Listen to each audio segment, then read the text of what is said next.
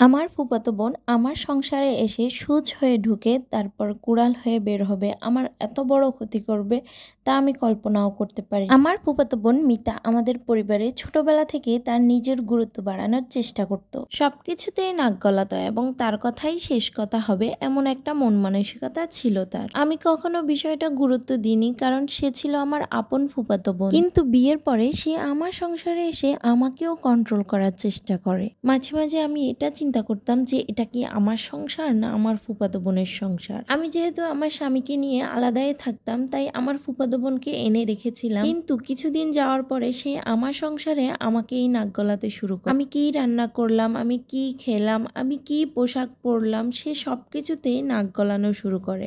সে এগুলাতেই থেমে থাকেনি, সে প্রতিদিন আমার স্বামীর কাছে আমার নামে অনেক কথা বলতো, অনেক মিথ্যে মিথ্যে নালিশ দিত।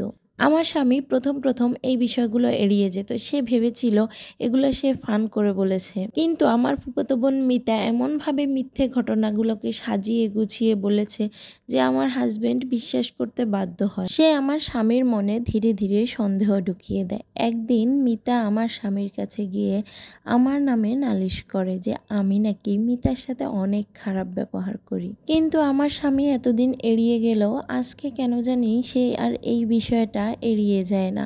সে আমার কাছে এসে এই কথাটাই জিজ্ঞেস করে। আমি আমার স্বামীর কথা শুনে প্রচণ্ড কষ্ট পাই। আমি বলি আমার ফুফাতো বোন ইচ্ছাকৃতভাবে আমার নামে মিথ্যে কথা বলেছে। আমি কখনো আমার ফুফাতো বোনের সাথে খারাপ ব্যবহার করিনি, আর কেনই বা করব? সে তো আমার আপন ফুফাতো বোন, সে তো তোমার কিছু হয় না যে আমি ওর সাথে খারাপ ব্যবহার করব। মিতা কিছুদিন পর আমার সংসারে এসে আমার সাথেই ঝগড়া শুরু করে দেয়। একবার আমার শাশুড়ি মা আসার পরে মিতা আমার শাশুড়ি মার কানও ভারী করার চেষ্টা করে। আমার চেয়েও আমার ফুফাতো বোন মিতা আমার শাশুড়ির বেশি খেয়াল রাখছে, অনেক বেশি যত্ন নিচ্ছে, আর আমার নামে যার তার কাছে বদনাম করে বেড়াচ্ছে। আমি বারবার মিতাকে বারণ করে দিই সে যেন আমার বাড়িতে না আসে, কিন্তু মিতা কোনোভাবেই কথা শুনে না, সে বারবার আমার বাড়িতে চলে আসে। আমার স্বামী আমার থেকেও মিতাকে কেন জানি বেশি পছন্দ করা শুরু করে। আমিও আর চুপ থাকতে পারিনি, আমি আমার স্বামীর সাথে প্রচুর ঝগড়া করে সিদ্ধান্ত নিয়ে নিই যে আমি আমার স্বামীকে ডিভোর্স দিব। আমার স্বামী মনে করতো আমি আমার শাশুড়ি মায়ের ঠিক মতো খেয়াল করি না, যত্ন নেই না।